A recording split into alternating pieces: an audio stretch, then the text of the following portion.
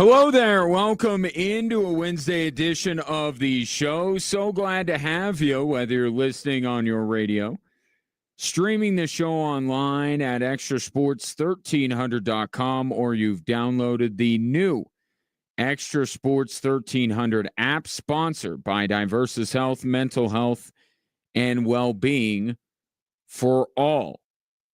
And that is a free app to download, by the way. A veritable cornucopia of sports topics await you, and I would love to get your thoughts.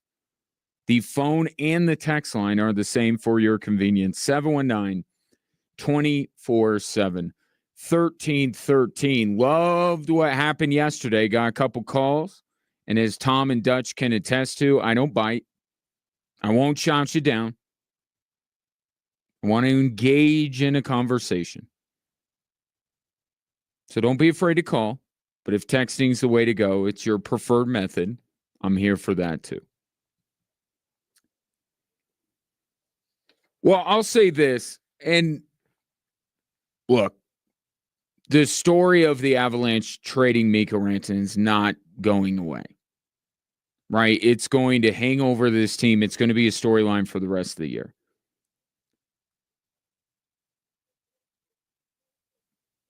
Where I come down on this, I don't like the way that Chris McFarland handled it. Okay, that's probably the biggest issue I have overall with it, is that you essentially blindside not only a player that has meant as much to your team as anybody over the course of the last 10 years. You blindside your remaining best player, who is your best player. You blindside your coach. I just felt it was some more tact, some more bedside manner was appropriate. Now that will subside. Right? Because at the end of the day, it's going to be about the result. Because look at, not to make too much of an apples to apples comparison between these two, because they are very different. But when you think about the Broncos releasing Russell Wilson, the issue was never they released him. That wasn't the problem. The problem was what they did leading up to it. Right? The threatening to bench him if he did not amend his contract, all that. That was where the criticism came in. Not the benching, not the cutting. It was the threatening. And as much as we talk about somebody like a Jimmy Butler right now in the NBA and say, honor your contract, dude. Russell Wilson had it built into his contract, his injury deferment. And it was his prerogative to say, I'm not moving it. I'm not waiving it. And then the Broncos, I think, handled it poorly. But as you've seen in just a year's time, that kind of goes by the wayside. How the Broncos went about it is not nearly talked about as much as how they made out afterwards. And the same thing is true with the Mikko Rantanen deal. Ultimately, what matters here in the end, and what people will talk about, is whether this ultimately works for the Colorado Avalanche. But it's not to say that it doesn't matter how Chris McFarland went about this. It does matter. And that's the biggest issue I have with it. And I also think that while the Avalanche could find a way in the future to win a Stanley Cup with this group of players, including Marty Necas and Jack Drury, I don't see how. And I have used every tool available to me to try and find another situation in NHL history where a team gives up a player like Mikko Rantanen in the middle of not just a playoff chase, but a Stanley Cup chase. That's the bar for the Colorado Avalanche. I can't find one, right? The closest thing, honestly, because all these other trades that I find of players of Mikko Rantanen's significance getting traded are always from bad teams to good teams. The closest move I can find to it, which is to say it's worlds apart, is Gretzky being sold to the Kings. That's the closest thing. And it's not close because as highly as I think of Mikko Rantanen, he is not Wayne Gretzky. And not for nothing, that was not done in the middle of a season. So what the Avalanche are doing is maybe unprecedented. All the research I have done is leading me to that conclusion. And I don't see, with all these factors that play into it, losing a player that talented, getting in lesser players, the chemistry questions, the questions about, how this team deals with that emotional blow, all that kind of stuff. I don't see them winning a Stanley Cup. That's really where it ends. Because I don't want to look at Marty Necas or Jack Drury and say they're not good players and they're not welcome additions to the Colorado Avalanche.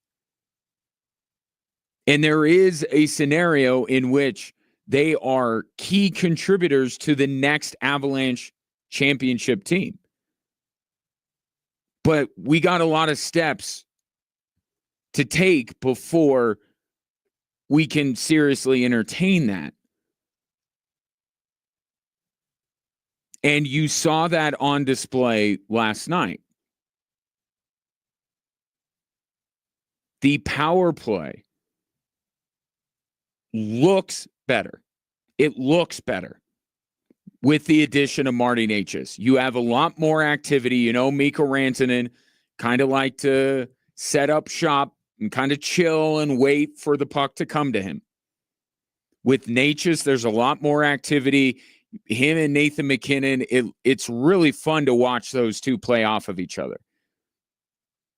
And I don't have as much because it's too early to tell, but I have a feeling I won't want the two of them separated.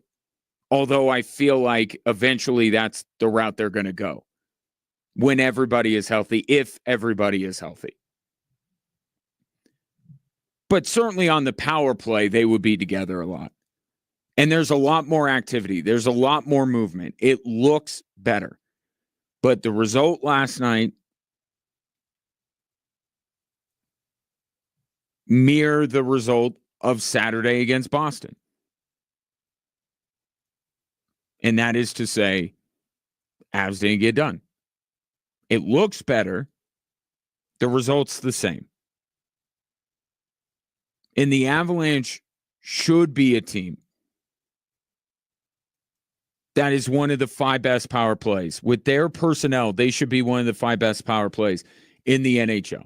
And there was a time where they were starting to trend downward, and I wasn't really worried about it because I've seen it before. The Avs power play goes through dips where they don't produce, and everybody wrings their hands and hems and haws, and then they figure it out. Well, that we've traveled a long way since. This is a significant slump that they are in. And you can see by adding Marty Necas how it might get better. It has not yet, but it does look better.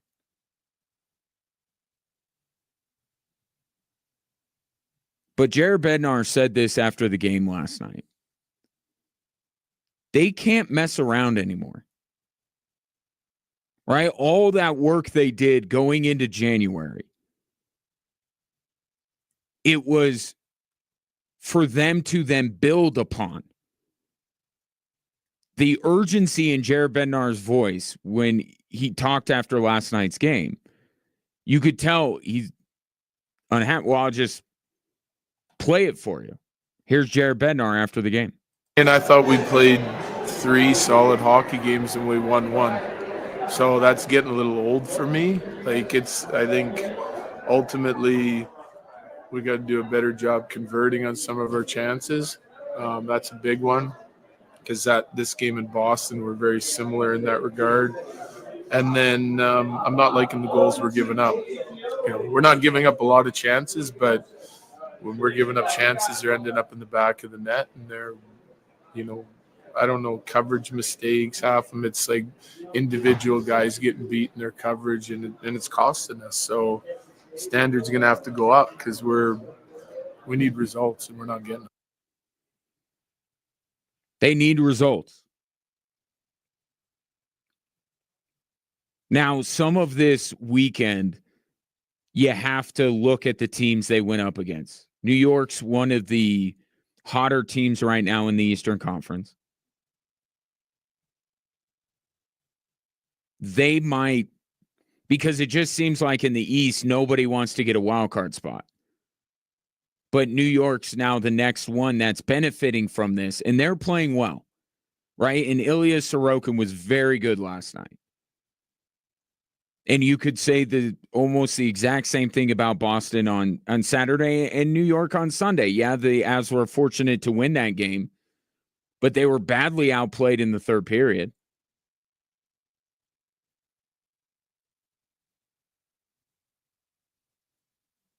So all 3 of these games, it is looked the same. And I think that you have to, and maybe this just more goes to my point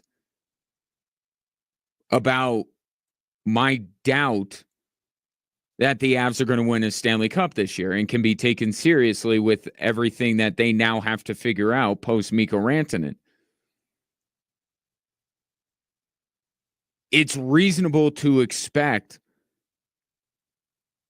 a little bit of a filling out period, at least initially. I mean, that process goes on for the entirety of the season, but it's not that surprising to me that the Avs have struggled over the last 3 games at times.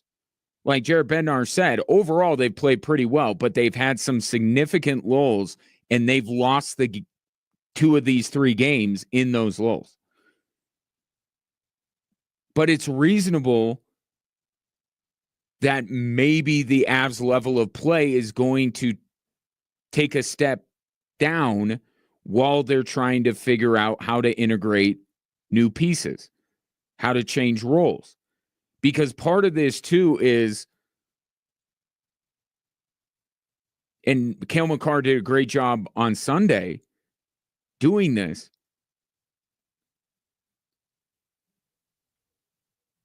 you're going to need more from Nathan MacKinnon and Cale Makar, at least initially. And that's completely unfair to put on them because, especially with Nathan MacKinnon, what else can this guy do?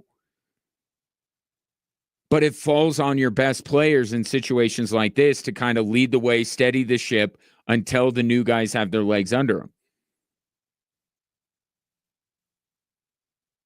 But this is why you don't trade players as good as Mikko Rantanen, as integral to what you do as Mikko Rantanen in the middle of the season. And if you think that you're Stanley Cup contenders, clearly Chris McFarland said, we're not. I mean, that has to be the big takeaway. You and I can debate it all day long. Clearly, this says that Chris McFarland doesn't think they would win with Mikko Rantanen.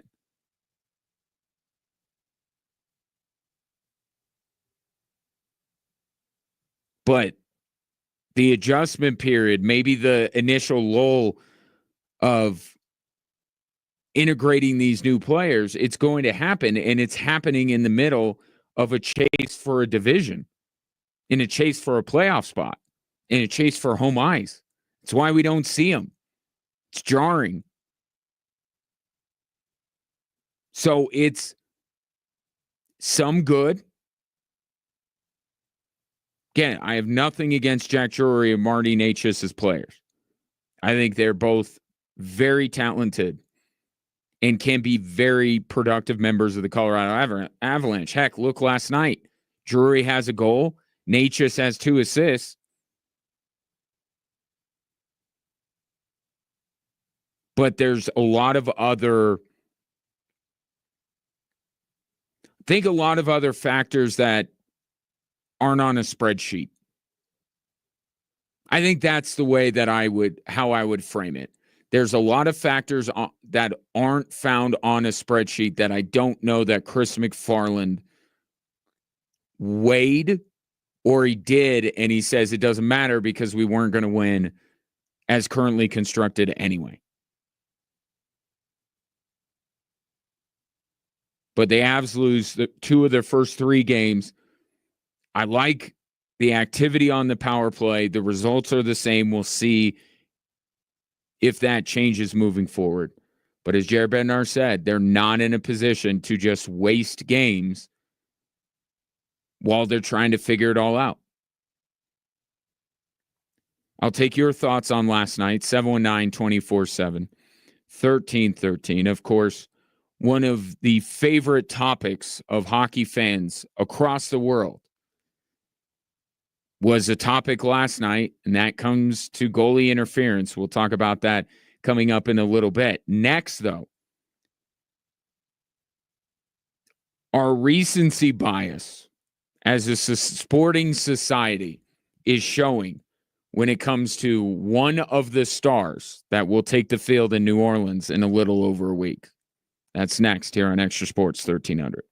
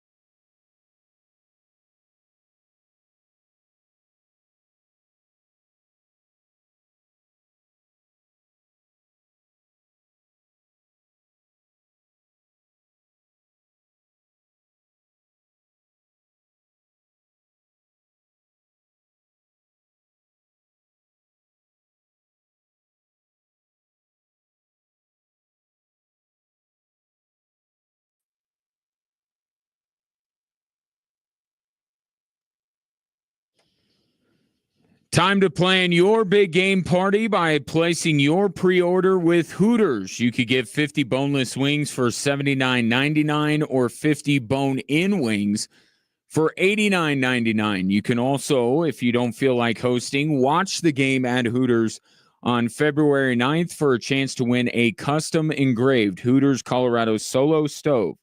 Whether you're hosting or whether you'd like to be hosted,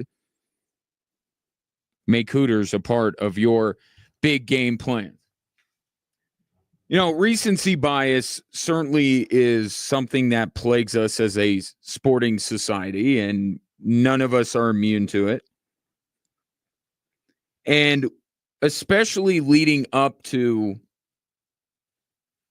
the Super Bowl, we can get caught up in these kind of conversations that show our recency bias. I heard a conversation on a sports talk program, not one on this station.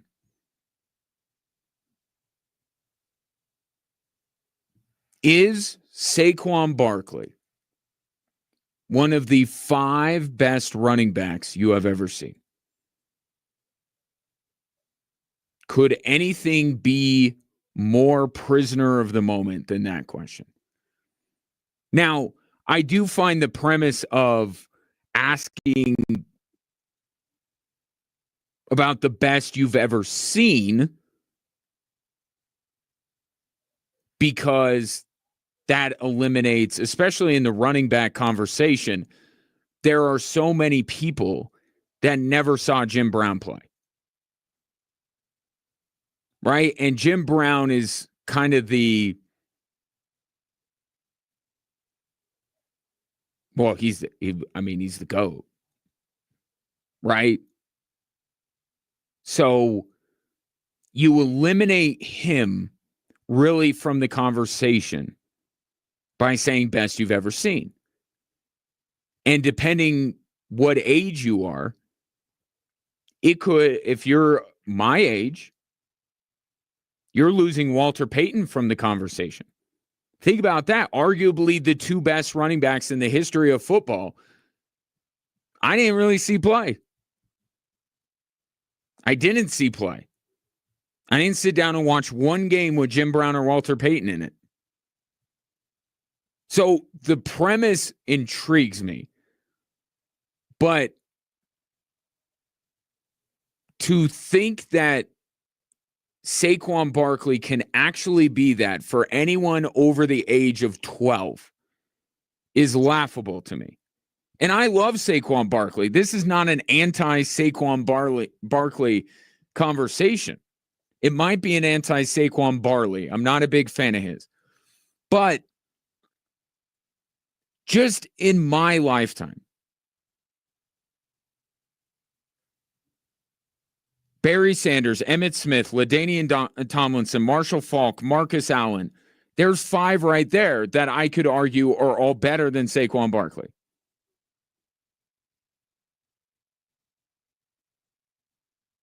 Right? Just right there. I could argue that Saquon Barkley is not even the best running back currently employed in the National Football League. You want to talk about recency bias? Christian McCaffrey gets hurt, and everyone forgets about Christian McCaffrey. And are we 1,000% sure that Saquon Barkley is definitely better than Derrick Henry? So is he a top 5 in the game now? Absolutely. Is he a top 5 in the last 10 years? Could be. Very well could be. But he's not even remotely in that conversation. Here's another name that I was a little taken aback. Like, I understand why Terrell Davis is never brought up in these bigger conversations about the running back position. I get it. And it was the argument against him making the Hall of Fame. And I'll fully admit, I had to evolve a little bit on Terrell Davis's Hall of Fame candidacy because I saw a guy that had 4 years. His career was essentially 4 years. But I evolved and was like, you know what? For those 4 years, it's kind of like the Tony Baselli thing. Like in those 4 years, he might have been the best. Certainly for 2 of them, he was the best at what he did. So you win multiple Super Bowls. You have an MVP. You have. I'm not saying he's, if we did an inner sanctum of the Hall of Fame, as I have brought up on occasion, that these Hall of Fames need to look at. It's either the Korean Baseball Hall of Fame or the Japanese Baseball Hall of Fame, where I think it's the Japanese Baseball Hall of Fame now that I'm thinking about it, but they have like a golden circle, right? Because we have these conversations, and the one that's going on right now is Eli Manning. Eli Manning is going to get into the Hall of Fame. But even if you're okay with that prospect, you have to admit he's dragging down the mean of Hall of Fame quarterbacks. Like he just is. Okay, he may be deserving to get in your opinion, but he might be one of the worst Hall of Fame quarterbacks ever. I think we can agree on that. But this Hall of Fame does like so it would be like our Mount Rushmore type guys. Like Montana would be in there, and Brady would be in there, and Elway would be in there. And then people like Kurt Warner, like Eli Manning, they would still be enshrined. They'd still get their day, but they'd be in a different section. Or they'd be on a different wall.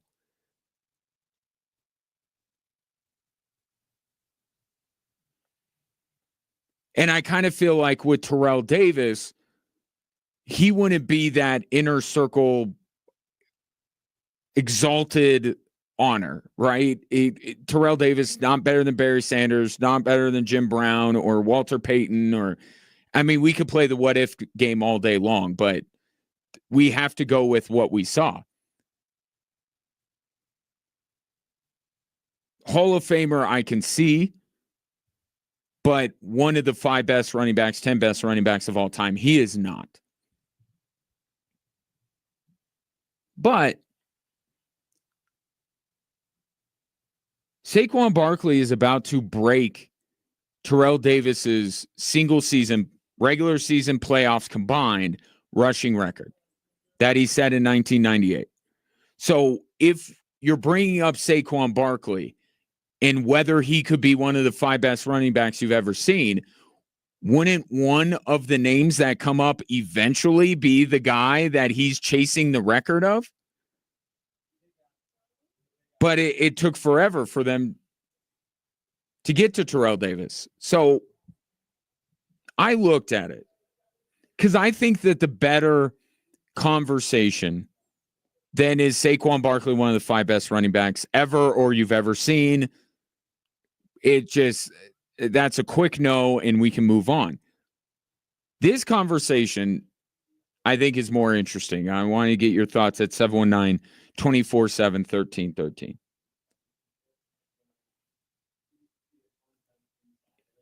What does Saquon Barkley have to do in New Orleans to be considered the greatest season for a running back ever? Let's talk season for Saquon and not talk about the big picture, because the big picture is, and I found this out doing some research last night, he and Terrell Davis at this point are not dissimilar. Their numbers are very close to the same. They've been both plagued by injuries, and they both have a 4-year period. For Terrell Davis, it was 4 straight years. For Saquon Barkley, it's been a couple on, one off, another one on, couple off because of his injuries. But really, both running backs have a 4-year peak. You take their 4 best years, very similar. But as far as this season goes, what does Saquon Barkley have to do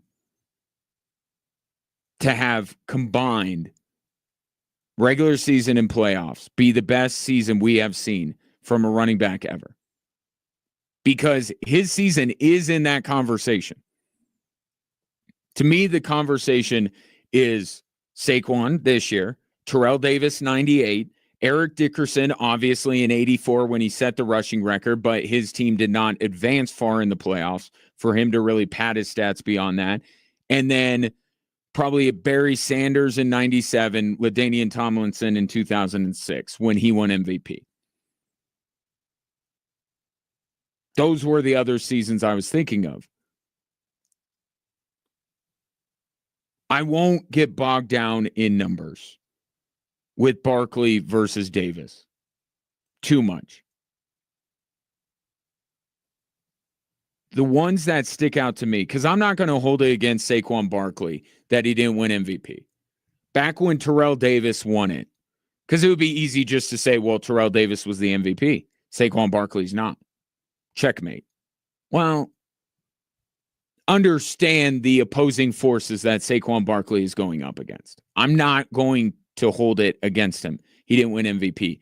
Clearly, he is the best non-quarterback this year in the NFL, which is exactly what Terrell Davis was in 1998. But what separates these two seasons, and I don't think there's anything Saquon Barkley can do about it, realistically, next Sunday, Terrell Davis,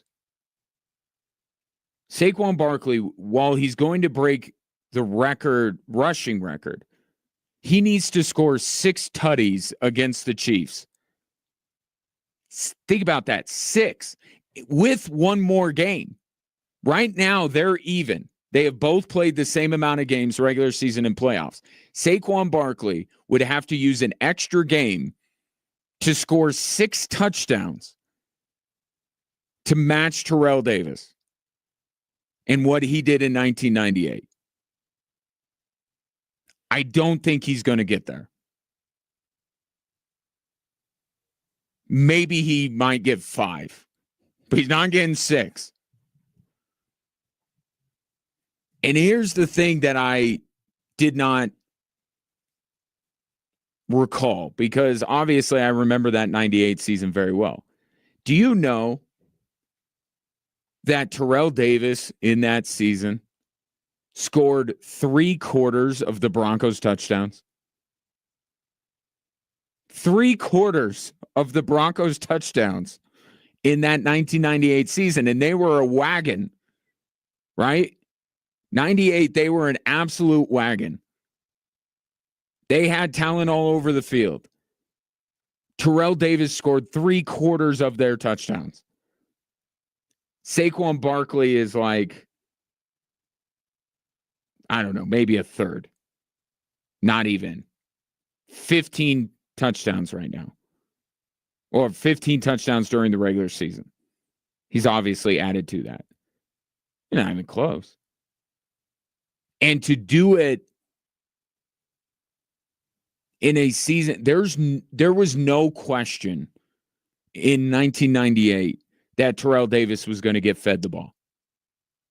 Right? John Elway was coming up on the end. Whether you expected him to retire after the Super Bowl or not, you knew that John Elway was not going to play forever. And those Broncos teams were more centered around Terrell Davis than John Elway. Everybody knew that. Defending Super Bowl champions with an aging quarterback and this breakout star in Terrell Davis from 1997. Everybody wanted to slow down Terrell Davis. Yet he amassed over 2,000 yards, scored 3/4 of the Broncos' touchdowns. Offensive Player of the Year, MVP, goes on to win a Super Bowl MVP. I don't know that Saquon Barkley is capable of doing anything in New Orleans to surpass the season Terrell Davis had. He's going to beat him in rushing yards. He may win Super Bowl MVP. But that 98 season, Terrell Davis was unstoppable. With Saquon Barkley, there was a question of what he would be. A little bit. Right? Let's not sit here and pretend that we saw this kind of a season coming from Saquon Barkley. Doesn't mean it wasn't a huge mistake for the Giants to let him go. Terrible look for him to have success with the division rival. All that kind of stuff still stands. But there was a shred of doubt on what the Eagles would be getting with Saquon Barkley. With the Broncos in 98, there was no doubt. It was they're going to run Terrell Davis. He's going to be everything to them. We got to stop him, and yet nobody did. Nobody did. Saquon may end up with the second best. Again, taking regular season and playoffs together, it might be Terrell Davis 1, Saquon Barkley 2. But I don't see Saquon Barkley having a big enough game to make it the greatest season we're seeing from a running back. 719-247-1313.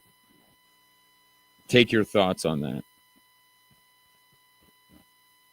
Saquon Barkley is going to go down as a greater running back than Terrell Davis, right? But right now, that's kind of where he is. He's Terrell Davis. Exceptional player.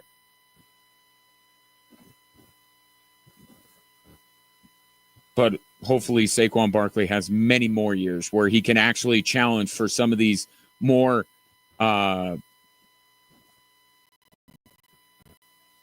these bigger lists, these more significant lists.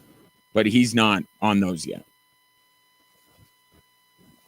Somebody that is certainly on those kind of lists is Tom Brady, and yet his former coach doesn't think that's quite enough. It's not quite enough love for Tom Brady. Tell you what, Bill Belichick's big idea is coming up next.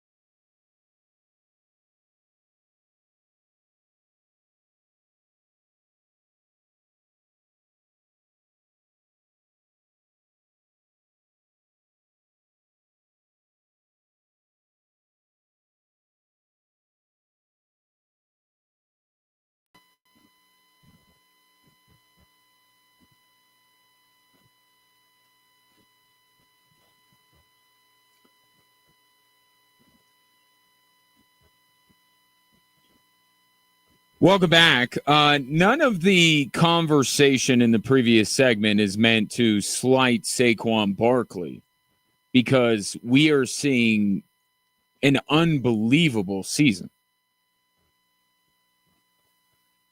It is the absolute worst case scenario for the New York Giants. If he would have been just merely productive, it would have been kind of bad. The fact that, and I do think his season, if we're going to try and put Saquon Barkley on any kind of top 5 list, I think we are seeing one of the 5 greatest seasons from a running back ever. But to say that Saquon Barkley, obviously one of the greatest of all time, there's no way. You try and tailor it and lower the bar a little bit and just, how about the best you've ever seen? But even then, it doesn't happen. From the 719 here, you can't. You could even say Frank Gore, Chris Johnson, Jamal Charles, Tiki Barber, and they aren't really the best. The later years, Bo Jackson.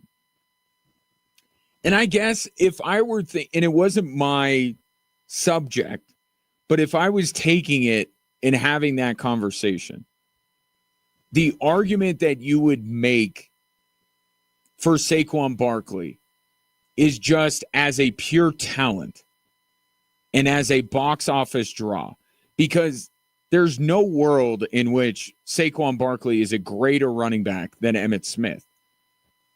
But if you ask me who would I rather pay to see, it would be Saquon Barkley. So could Saquon Barkley in your lifetime be one of the 5 biggest box office draws as a running back? A position that is very much, for a long time, was 3 yards in a cloud of dust.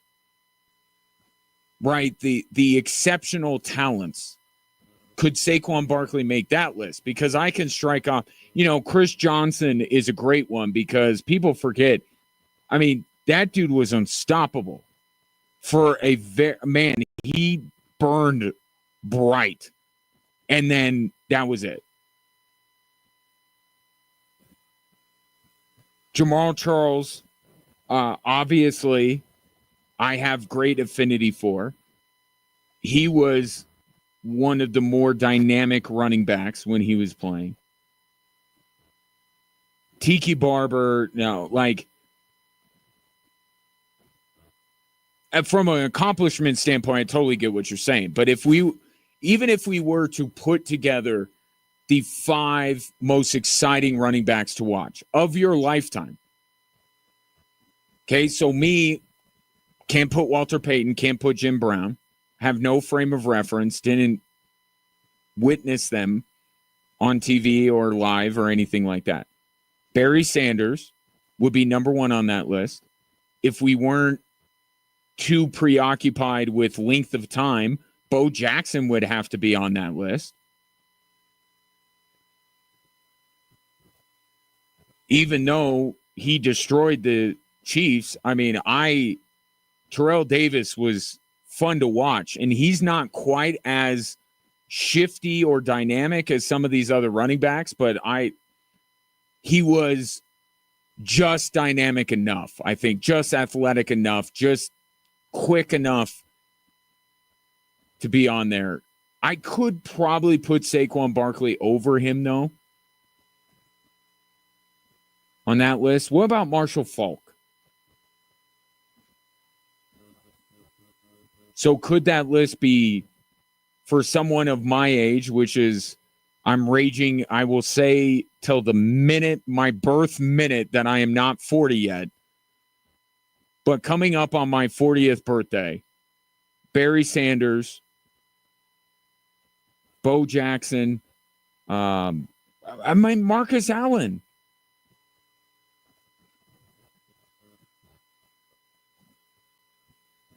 I think Saquon Barkley could potentially make that list. And then your argument could just be holding up your phone in the video of him backwards hurdling a guy. He is certainly one of the more dynamic running backs we have seen in the last 25 years. That is a list where I think Saquon Barkley may be able to crack. But best, has accomplishment tied to it. And he just doesn't measure up to some of these other running backs. But he is a phenomenal talent. And he is absolutely having one of the best running back seasons we've ever seen. Now, Tom Brady, on the other hand, does get on every top 5 list. Right? Accomplishment. You appreciated what he's not as dynamic as Lamar or Mahomes or Josh Allen, but just take him, maybe just Tom Brady in a Bucs uniform. You're like, that was fun. I like him much better in pewter than I like him in silver. Bill Belichick said on his weekly show, Let's Go, which Tom Brady used to be on, but is not anymore because that's the one thing that Tom Brady has relinquished in his post-playing career.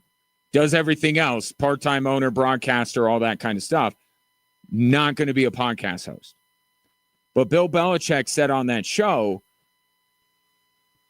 that they should rename the Lombardi Trophy the Brady Trophy, which immediately as it hits your ears, it sounds terrible. Even without like the Brady Trophy, Lombardi sounds cool. Forget who they were. Just it sounds cooler to say Lombardi Trophy. So already it's not aesthetically pleasing to have the biggest prize in football be called the Brady Trophy. But Bill Belichick's whole premise is you don't win without players. Players are more important than coaches. Is essentially the argument he's making. So to properly recognize that the players are more integral into winning that trophy, shouldn't it be named for a player? And then obviously, even without Belichick's built-in bias toward Tom Brady, I think most people could say, well, yeah, if you're going to name it for anybody, but it doesn't need to be. Doesn't need to be. We're good. The NBA did this. They didn't change the name of trophies. They named their trophies. Can you remember? It just happened like a year or two ago. Can you remember who any of these trophies are named after? I can't off the top of my head. So it's like X. It could be X, but I guarantee you 8 out of every 10 times I mention that website, I'm going to call it Twitter.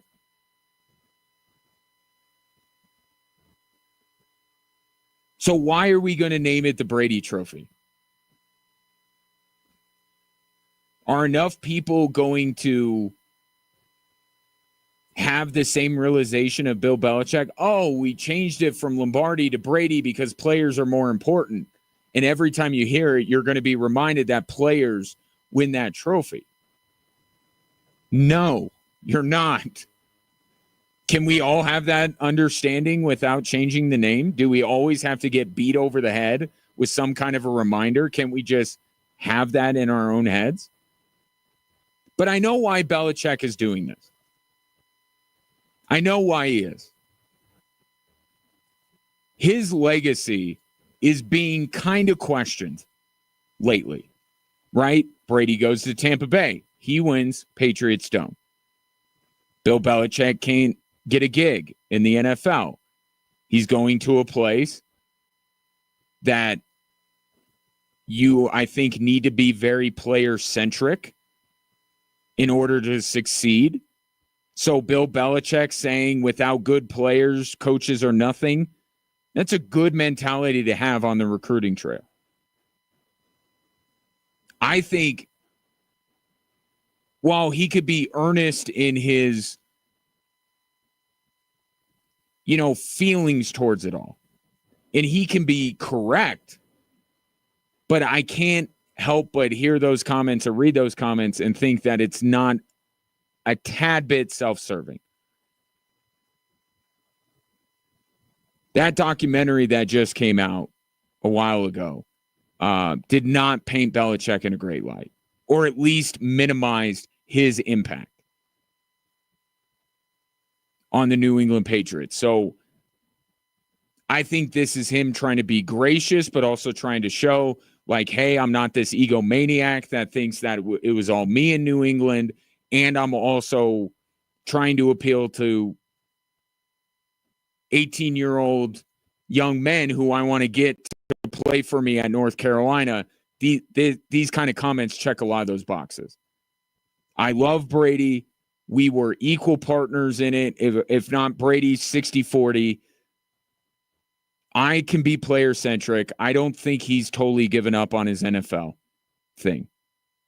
I knew he wasn't going to coach this year in the NFL, but I think Belichick wants desperately to keep that door open or open that door as much as he can. And the big knock on him was too much of an authoritarian, not enough of a player's coach. And here he is saying, rename the Lombardi Trophy for a player. It's going to be a hard pass not joining Bill Belichick. Nor will I want to call it the Mahomes Trophy. So I know where some of you might go. No, just keep it the Lombardi Trophy. It sounds cool. And we are too far down the road for anyone to call that trophy anything other than the Lombardi.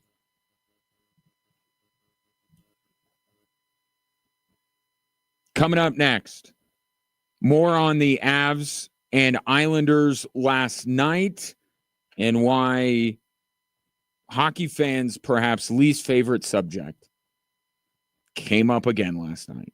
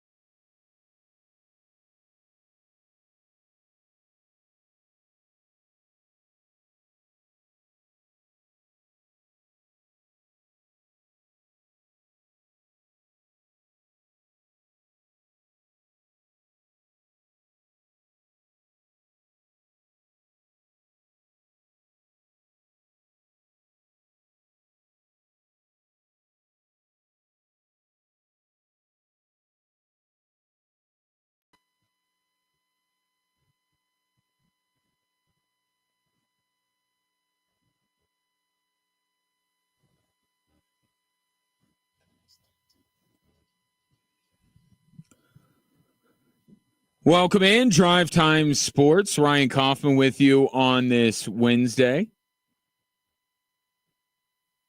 You know, you can watch the show, if you so choose, on our social media platforms. Pretty much any of them. At Extra Sports 1300. Avs fall last night 5-2 to the Islanders. And certainly there was a moment in that game that felt like a turning point. That maybe, just maybe, the game would have been different had something gone the Avs' way that did not. And of course, that was everyone's favorite rule to talk about in any sport, because if you're not a hockey fan and you're a football fan, you think the catch rule is bad. Goalie interference. Try to figure that crap out.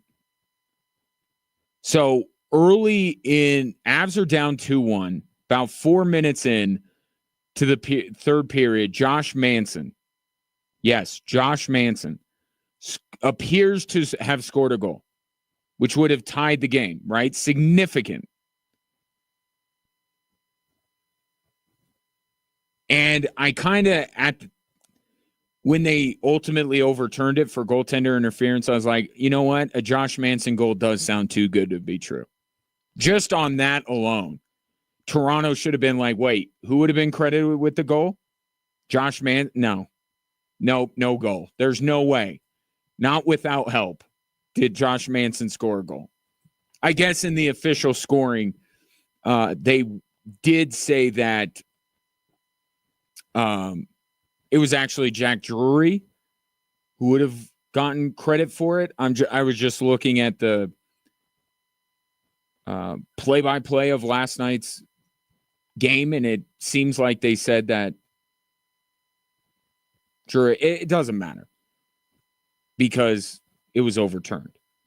But if it would have been credited to Josh Manson, then that would have been quite something given the season that he has had. But so this is what happens if you didn't see it. Okay?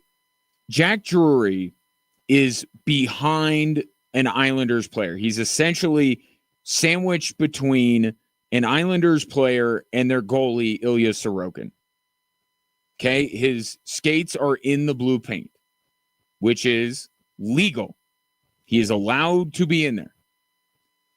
What it looked like happened was that in order to try and get positioning to make himself available for a potential tip in or redirect, he pushes off of the Islanders player, and that sends him into Ilya Sorokin.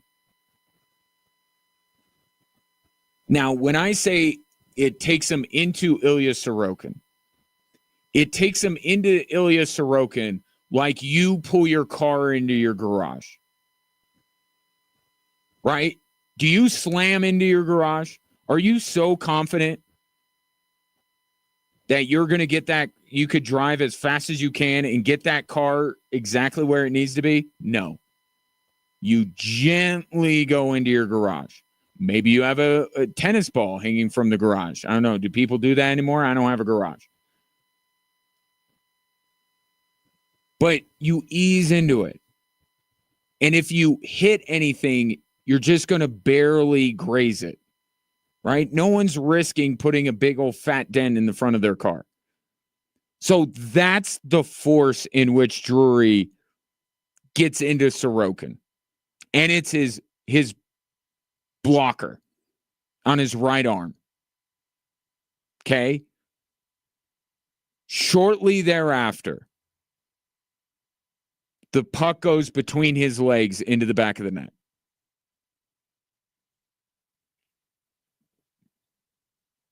And Patrick Waugh challenges it for goaltender interference.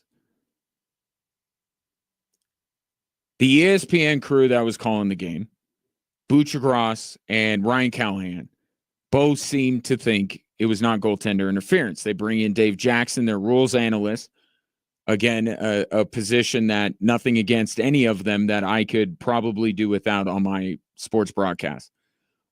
But he's kind of unsure about it. He's like, I don't think there's a lot there. And then he gets into this word salad, as some of these rules analysts do. And you're just like, just tell me if you think it's goaltender interference. So Toronto comes back, says goaltender interference. Jared Bednar, after the game, basically threw up his hands and says, I don't even ask anymore. And of course, goaltenders in contact with Scott Wedgwood's injury, like, it's a touchy subject for the Colorado Avalanche for sure. So Jared Bednar's like, I thought it was a good goal. I don't even ask him anymore. So clearly he was upset about it. Here's the thing. I don't know, with fixing the catch rule, there's really nothing that you can write down in black and white to make it better. And that's the struggle that they have. Right? You can't, to me, the catch rule, it's, you know it when you see it. Is that a catch? There are some circumstances, like, for instance, the nose of the football hitting the ground on Sunday in the AFC Championship, where there has to be some, exceptions or some whatever additions to it to say, if it does this, it's not a catch. But really, the catch is, you just look at it, you watch enough football and you go, that's a catch. With goaltender interference, there is actually something they can put in black and white. And we could be done with so much of this.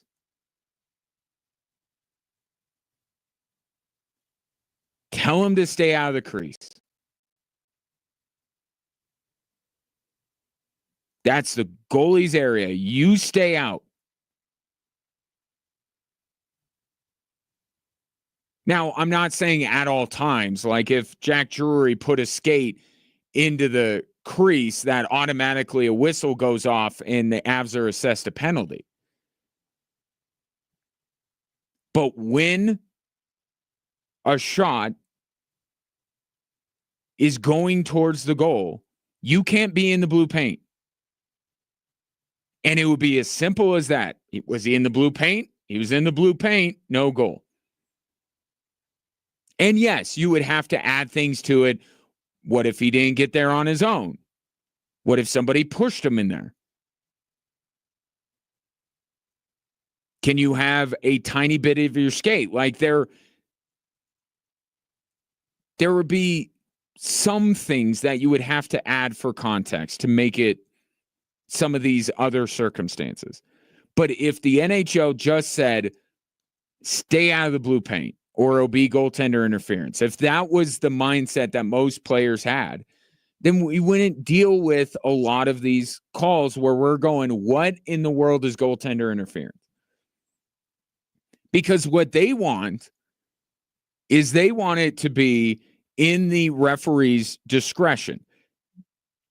Does Jack Drury mess with Ilya Sorokin's ability to make a save?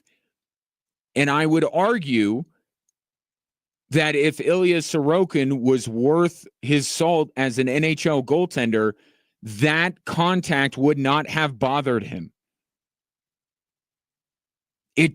There wasn't enough contact. If the assumption is, you know what, I'm going to get some guys in my kitchen, they may graze me. They may actually bump into me. But I, as a goaltender, have got to kind of fight through it. Or we could even, now that I'm thinking about it, any contact. You make any contact with the goaltender. Maybe it doesn't have to be just in the blue paint. But this subjectivity is not working out in the NHL's favor. I saw the Blues. I think it was the Blues their social media team the other night, apparently they had a situation with goaltender interference where they tweeted out, "We don't know what goaltender interference is." Well, he does. I watched that play, and based on I have the rules right here. This rule is based on the premise that an attacking player's position, whether inside or outside the crease, should not by itself determine whether a goal should be allowed or disallowed. In other words, goals scored while attacking players are standing in the crease may, in appropriate circumstances, be allowed. So they're allowing Jack Drury to be in the crease. I continue. Goals should only be disallowed if an attacking player, either by his positioning or by contact, impairs the goalkeeper's ability to move freely within his crease or defend his goal. What did Jack Drury keep Ilya Sorokin from doing? Was he going to try and save that shot with his right arm? Which, by the way, I still think he could have. I still think he could have moved the right arm down if he wanted to make the save. To me, that's not the appropriate piece of equipment to try and save a shot like that with.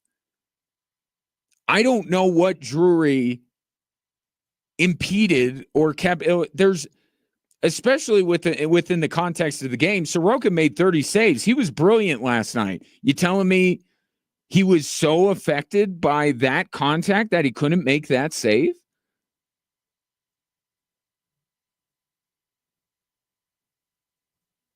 Come on now. Any goaltender in the NHL, if it was Mackenzie Blackwood, I know there would be Avalanche people. I'm sure if the game were on altitude, they would have been screaming that Mackenzie Blackwood was interfered with. But an objective observer would be able to look at that with not caring whether it went the Avalanche way or the Islanders way and said, there's not much contact there, because there wasn't. And my case in point is the two ESPN announcers who probably don't care whether the Avs or the Islanders won last night, John Butchergross and Ryan Callahan, that both thought it wasn't goaltender interference. If you don't want them to touch the goalies, say you don't want them to touch the goalies. If you don't want them to be in the crease, tell them not to be in the crease. Write it in the rules. But if you're going to allow them to be in the crease and even make contact, then you have these referees, and well, it's really Toronto that I'm talking about. Toronto has to be better about, does that contact really stop Ilya Sorokin from making that save? Because to me, their default position is any sort of contact, they think it's interference. That's just been my general sense. I know there are exceptions to that, but most of the games I watch, when there is contact, however slight, goaltender interference. If you don't want them in there, get them out of there. It's so simple. The more fixable issue between the catch rule and goaltender interference is 1,000% goaltender interference. They could fix that tomorrow. Catch, I get it. There's other things, and you can't just write down, you know it when you see it, rule 1-A.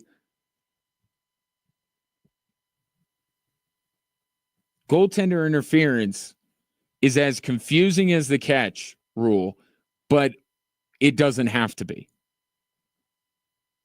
That, to me, based on the rule I have in my hand, not goaltender interference. Now, I want to be clear. That did not cost the Colorado Avalanche the game. Okay, it was an interesting turning point in the game, potentially. But there was still 16 minutes left in that game. And the Avs kind of, if it did ultimately decide the game, it was because the Avs came undone because that call went against them. And that would be more of a criticism towards the Avalanche than the referees. If the Avalanche couldn't recover from that, that would be a slide on them. It's not why they lost last night. But we are no closer to figuring out what exactly goaltender interference is than we were 24 hours ago.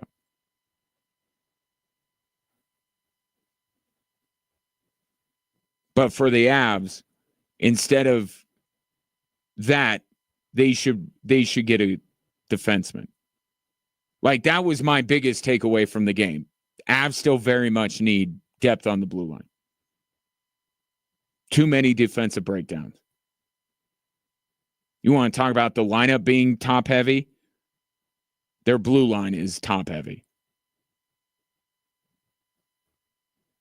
Take your thoughts. 719-247-1313. Coming up next, never too early to do a little window shopping with the Denver Broncos and one big name free agent wide receiver. A lot of people think he'd look good in orange and blue. I'll give my take next on Extra Sports 1300.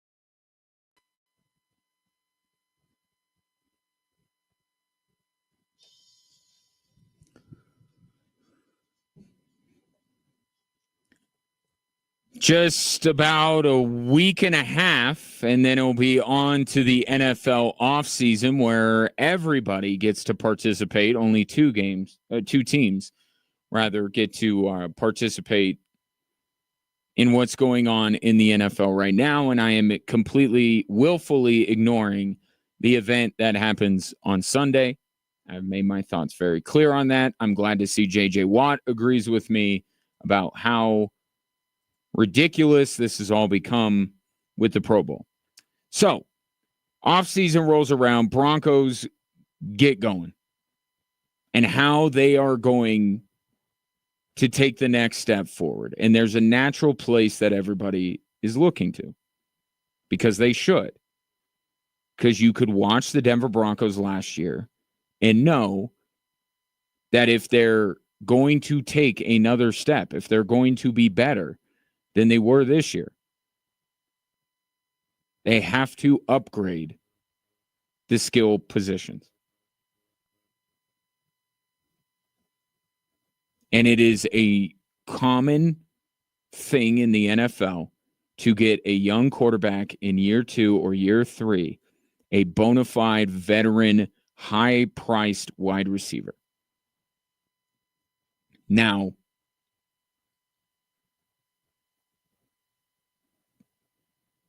we can't lose sight of some of the most recent examples, right? Tyreek Hill was fundamental in the development of Patrick Mahomes, right? And he helped Tua out a lot. Okay, Stephon Diggs in Buffalo.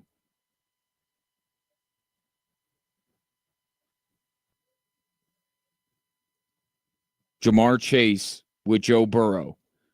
The list goes on. Okay, there is a correlation between getting... Now, Jamar Chase was not a high-priced veteran, but some of the wide receivers that are in this conversation are very much not available this go-around. Okay, you have the two top receivers in this free agent class are T. Higgins and Chris Godwin.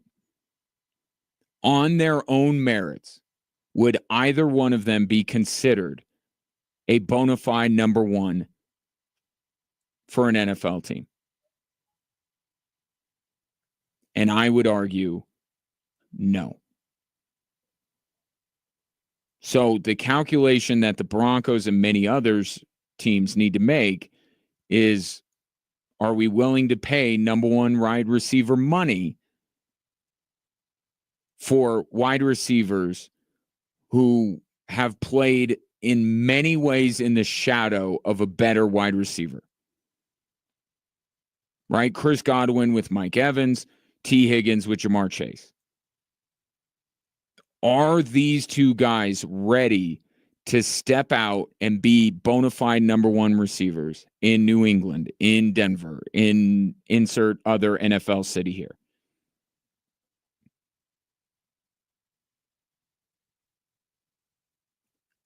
I would be more weary in that regard of T. Higgins than I would be Chris Godwin. Just looking at the two players, I think they're both talented. I think the Broncos, they would automatically become the most talented wide receiver the Denver Broncos have. But I don't know if, because you have to do a cost-benefit analysis, right? You have to pay top of market value or close to it for T. Higgins and Chris Godwin. Because why shouldn't they ask for that?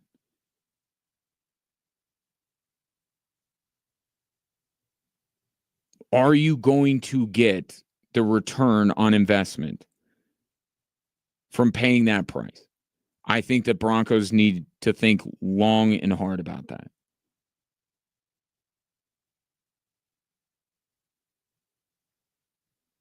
I think Chris Godwin could be really good for the Denver Broncos. But the other piece of the puzzle that I think would make it work better is if they kept Cortland Sutton. And after the season, I thought, or as the season was winding down, I thought, Cortland Sutton's back.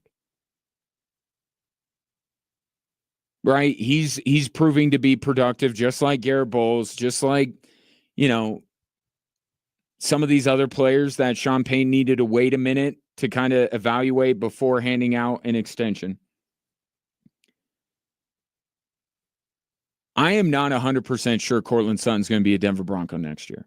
And it has nothing to do with him whispering sweet nothings into Josh Allen's ear after the wild card game.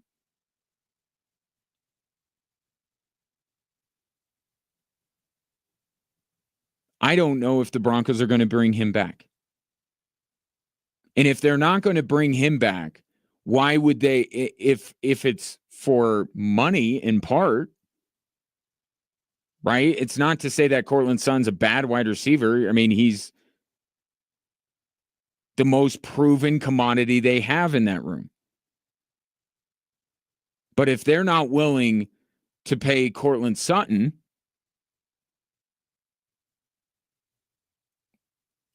give him a bump that I'm sure he'll want, then why are they going to be willing to outbid all of these other teams to get the services of Chris Godwin and T. Higgins? Because they're better than Cortland Sutton. They're not infinitely better than him. To me, Chris Godwin works. Take out how much you would have to pay and how much you would have left to address other needs. Let's just take it in a vacuum. I like Chris Godwin with the Broncos if Cortland Sutton is on the other side. Then you have Marvin Mims doing whatever it is that Sean Payton wants Marvin Mims to do. Now you have something.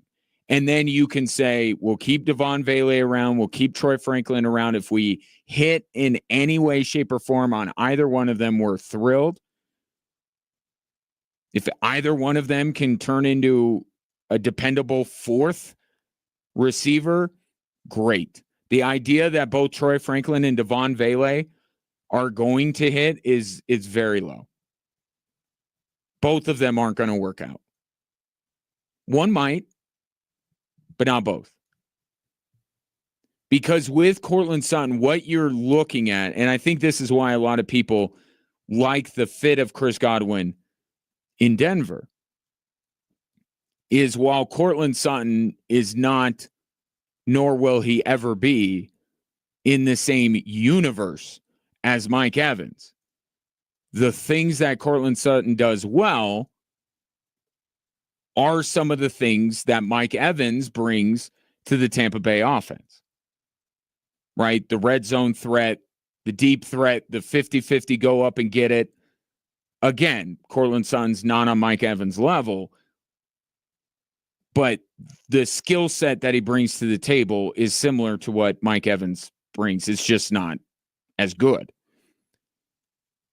So you can do some of the same things that Tampa does with the two of them.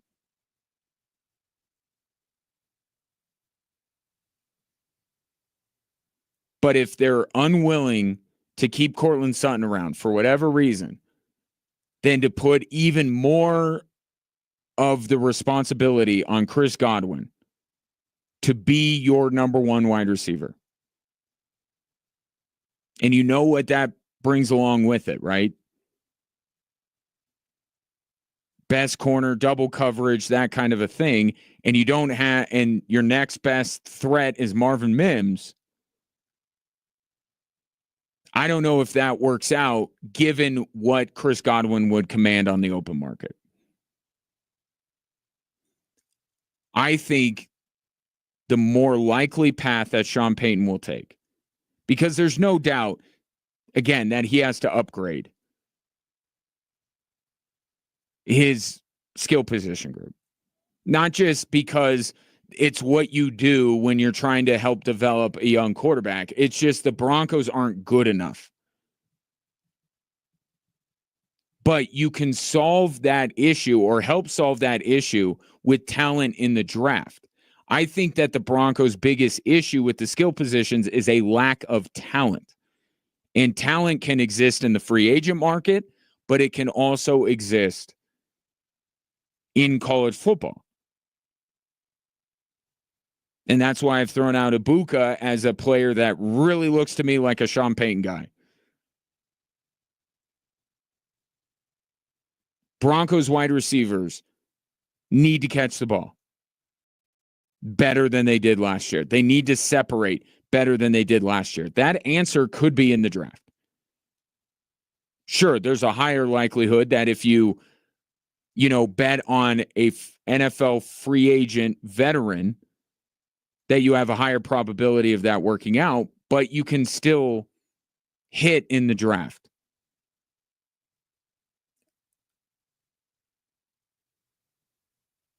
And I think that is the more likely spot that the Denver Broncos will look to add through the draft.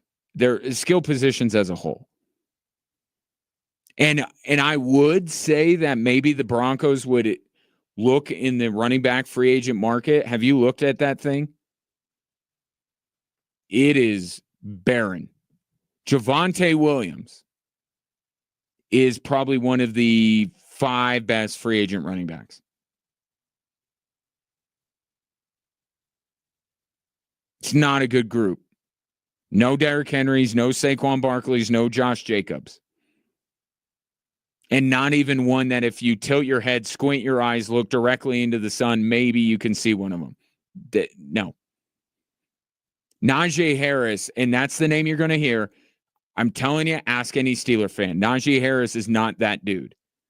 Now, would I think that Najee Harris could be a good addition to the Denver Broncos? Sure.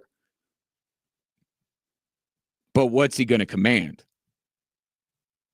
Because I think somebody, Dallas, is going to maybe go a bit above and beyond to bring somebody like him in. Because I don't think much gets through to Jerry Jones. I think one thing that is that he needs a running back. Now, the Genty thing is still a possibility, and they could look in the draft as well, but free agency comes before the draft.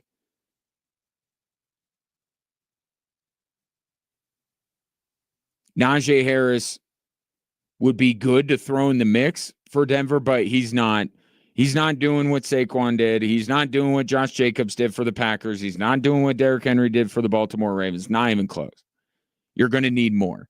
So if you told me they signed Najee Harris because there's still somewhat of an anti-running back sentiment in the free agent market, so you sign him for a decent deal, you go out and you get the running back from Ohio State, maybe Cam Skattebo, who everybody would love on their team, regardless of how talented he is. Everyone just wants Skattebo. With Devin Neal from Kansas. Because I don't know what the plan is for Audric Estime. Right? Every time this season that I thought, okay, now it's Audric Estime's time. Didn't play. Wasn't activated. You want a more damning indictment of a player. You get deactivated for the most important game of the year. So I think Jaleel McLaughlin is the only Denver Bronco running back that I have a good amount of confidence will be back. Right? And of course he's under contract and all that kind of stuff. But, it's the NFL. They could cut anybody at any time. If the Denver Broncos are going to spend, I think they're going to spend on the defensive side of the football. And I've said this. I think secondary help. I think in the linebacking core. I think on the defensive line. I would think skill positions in the draft, defense, and free agency will be at least the most notable acquisition. I would say it will be on the offensive side in the draft, and it will be on the defensive side in free agency. I don't know that the Denver Broncos, as much as everybody around here would like them to, will be seriously in on Chris Godwin or T. Higgins. I think they'll let somebody perhaps overpay. Would you like to see Godwin or Higgins in a Broncos uni? Take your thoughts at 719-247-1313, as we tend to do around here. Coming up next, apparently this is Bad Idea Wednesday. First, Bill Belichick wanted to rename the Lombardi Trophy the Brady Trophy, and now Adam Silver has an idea that he's pondering to improve the product of the National Basketball Association.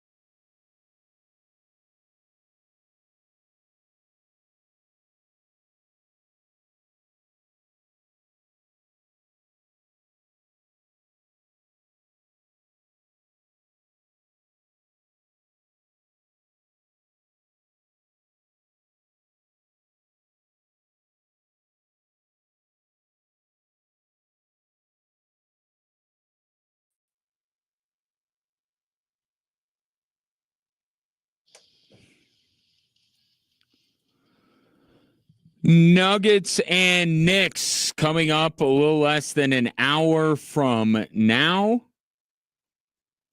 Nuggets trying to avoid their first 3-game losing streak of the season against a team that put up 145 on them last time they met up. We shall see. Doing a little window shopping for the Denver Broncos before the offseason begins. Tyler texts in at 719-247-1313. Godwin is also coming off an injury. Question mark. I think you could put a period on that. I do think he is coming off of an injury. Garrett Wilson. Question mark. Sean needs a running back. I think running back, you make two great points.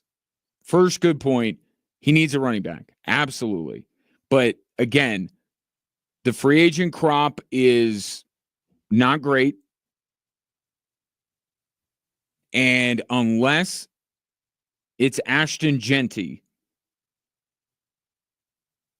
I don't think that the Broncos must go running back with the first pick. They absolutely have to address that. And Sean Payne talked about it. They're going to load up that room. So that means all avenues. I think they'll bring in somebody off the street. I think they'll draft a guy. And they'll look at their internal options. But I would agree that if we were talking about the most important, if we were prioritizing, forgetting about what you have to do in order to acquire them, running back definitely would be above wide receiver. But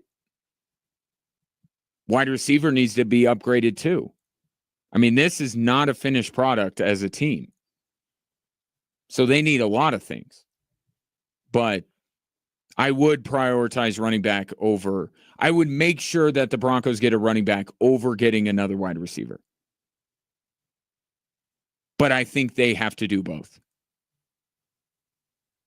Earlier in the draft makes more sense. Wide receiver. Or Tyler Warren. I will keep that hope alive for you Bronco fans. Even though I don't think he's going to be even close to around at 20. Your second good point is Garrett Wilson ? He's a different animal here. Because he is not a free agent. He will become a free agent eventually, but he's not one now. So you would have to trade to get him. And I think that, yes, Garrett Wilson should absolutely be, I might still put, no, I think Garrett Wilson would be one on if I were making a wish list. I like the idea of Godwin, just the idea of him. Forget how much it will cost. I like the idea of him next to Courtland Sutton. I think I would like the idea of Garrett Wilson, regardless of what else is in the Broncos wide receiver room. What's it going to take? So I don't think that the Broncos want to give up a first-round pick. So let's say a second. Okay, you get Garrett Wilson for a second and a third. Now you're wiping out your other prime draft capital, which I think there's an argument that would be okay. Then where do you go with your first pick? Then you would have to go defense. Yeah, other than the outliers of if Ashton Genty or Tyler Warren are available. I think you would have to then go defense. And then where does the running back fall into place? So they have to be careful. I like the idea of Garrett Wilson for the Broncos, but you have to be careful because they need a lot of stuff. And they just got all their draft capital back. Do you want them to give up 2-3 picks to acquire Garrett Wilson? Understanding that you yourself, Tyler, are saying running backs may be more important. We know the defense was greatly exposed at the end of the year. They need to address that side of the football. It's like the Godwin thing. Depending on the asking price, yes, I would say that Garrett Wilson would be a good option for the Denver Broncos. What do the Jets want for him? And wouldn't that be an interesting negotiation between George Payton and his former assistant GM, who is now running things in New York? Adam Silver today went on the Dan Patrick Show, and there's been a lot of consternation, of course, about the state of affairs in the NBA. Ratings are down. People are complaining. And Adam Silver was on and offered up something that he has been pondering to help improve the product. And that is to now make NBA quarters 10 minutes long.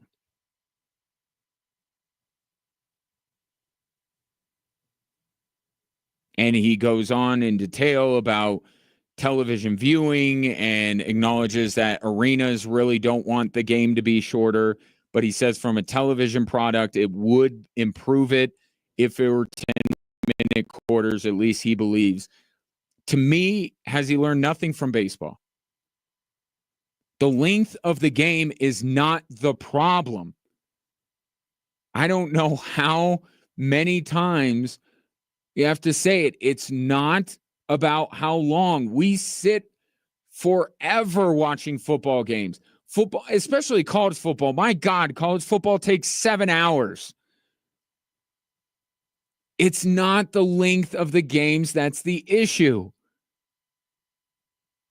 Are you telling me that shortening the game to 10 minutes a quarter is going to ensure that Kawhi Leonard and Joel Embiid play? Are you going to eliminate load management because now you're shaving off 2 minutes a quarter for 82 games? Now my ears are perking up. Now I'm listening. I don't think it would.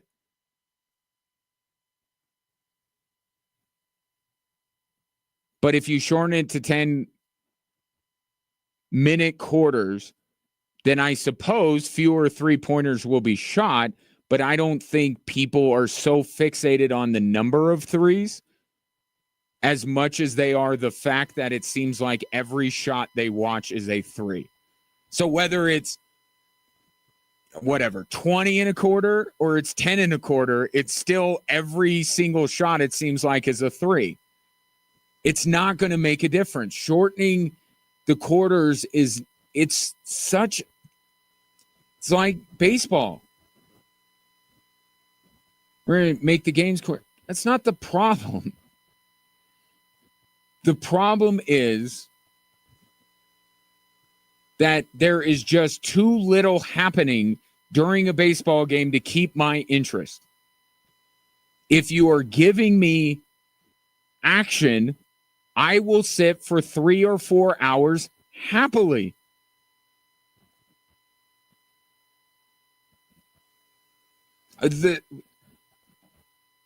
Think about some of the movies we watch. The Avengers movies are all like 3 hours. Like I sat happily and watched Avengers Endgame. That movie took forever. Didn't feel like it. Why? Because I was entertained the whole time. That's the point. That shortening the quarters is missing the mark on what people are complaining about. And I keep going back to this. The one thing that you need to shorten is the number of games. The consequence just isn't there on a night-to-night basis. And part of the NFL's monopoly on the sports landscape in this country is that every game feels significant. But he'll never do that.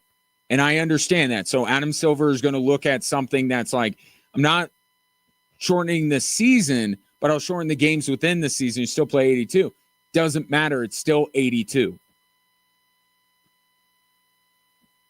A bunch of people still feel like there's no point in tuning in until about 25 of those games are done.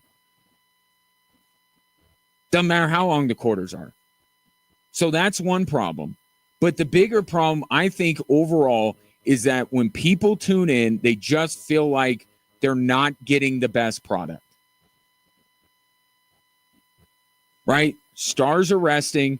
Three-pointers are being chucked up. That's what they're saying makes the product worse. There's no defense being played. You know, Adam Silver brought up FIBA as a model, where NBA is the only league in the world that has 12-minute quarters. So that's what he's mirroring off of. If he wants to go that route and he wants to look at FIBA, I'm actually all for it. But just go all in. Make the NBA conform to FIBA rules. Because you watch the Olympics just like I did, and it is even if you like the NBA, FIBA is a far superior product. It just is. The way it's officiated, the length of the game, the rules, like everything is better in FIBA. I watched the Olympics. All of those games were awesome. Right? Defense was being played. The referees were allowing defense to be played. It wasn't chuck and duck three-pointers for 4 quarters. So if you're looking at FIBA and saying, hey, maybe what we can realistically do to make our product better is to look to FIBA, I think Adam Silver's on the right track. But I'm just saying, like, take the whole thing. Just take it all. And I would then wish good luck to whatever next career that James Harden and Joel Embiid want to undertake. They would be phased out of the league, which is not a problem.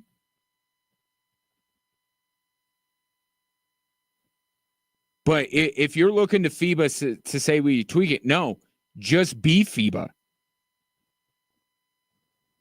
I think he's onto something there, but he's only trying to take a little bit. It's like, no, take the whole thing. That's how you improve the NBA product. But it just, these commissioners, I know they're constrained. Right? I know that. I know there are some things that they know deep in their soul would absolutely make the game better. And they just can't do it. They just can't cost their owners money. So outside of those obvious things that owners would hate, but would make their product infinitely better, I get it. So only a few different things. But how about just telling the officials that they don't have to call fouls every 2 seconds? And if teams want to chuck up threes, then let them. You know, try to fix the fixable things and then see where it goes. I would love to see the NBA as it currently is, with analytics and the three-point shooting and everything, get rid of being foul merchants, right? Try to legislate those out of the game and just see where it gets you, because I feel like the three-point shooting is not as big of an issue if you can make people feel like they're actually watching defense. And these foul merchants are not allowed to thrive the way they do. Try that first and then see if maybe the three-pointer is that big of a problem. Speaking of basketball, and speaking of 10-minute quarters, I am going to head on up to the Air Force Academy. I will talk to you again at 6 o'clock for Air Force and Utah State. Need a win, need a dub. Big game tonight. Hopefully I'll talk to you then. If not, tomorrow at 3 then.